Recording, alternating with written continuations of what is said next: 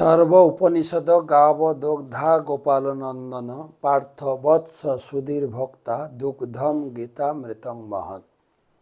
সমস্ত বেদ পুরাণ উপনিষদের সার ভগবদ গীতার পীযুষ পান করে নিজের জীবনকে ভাগ্যবান ভাগ্যবতী করে তুলুন।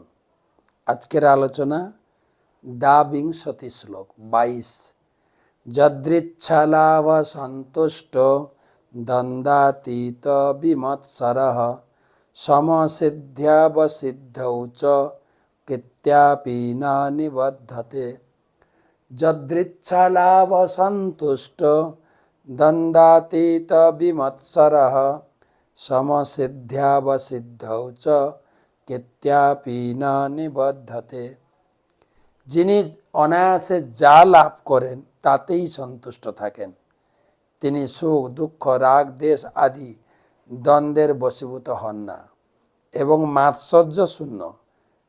যিনি কার্যের সাফল্য ও অসাফল্যে অবিচলিত থাকেন, তিনি কর্ম সম্পাদন করলেও কর্মফলের দ্বারা কখনো আবদ্ধ হন না। আমরা আলোচনা করেছিলাম যিনি অকর্ম করেন, ভগবানের সেবা করেন, তার কার্যকলাপটা কেমন না, তিনি যা পান তাতেই সন্তুষ্ট থাকেন। জীবনের এই পরিস্থিতিতে যা আসে, খাওয়ার জন্য, পড়ার জন্য, আশ্রয়, যা পান তাতেই সন্তুষ্ট থাকেন। আর কি সুখ দুঃখ রাগ দেশ দ্বন্দ্বর বশীভূত নয়। সুখ দুঃখ, জীবনে সুখও আসছে দুঃখ আসছে। রাগ দেশ, দেশ মানে বিদ্বেষ, রাগ মানে আসক্তি, কোনোটাতে প্রভাবিত হন না। আর কি মাৎসর্য শূন্য, কারোর ঐশ্বর্য দেখলে জেলাসি, হিংসা, পরশ্রী কাতরতা, এই ভাবগুলো তার থাকে না। আর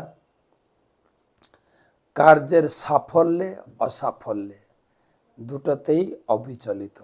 সব কিছু ভগবানের উপর নির্ভর করে। জয় পরাজয় লাভ ক্ষতি সুখ দুঃখতে সমভাব সম্পন্ন।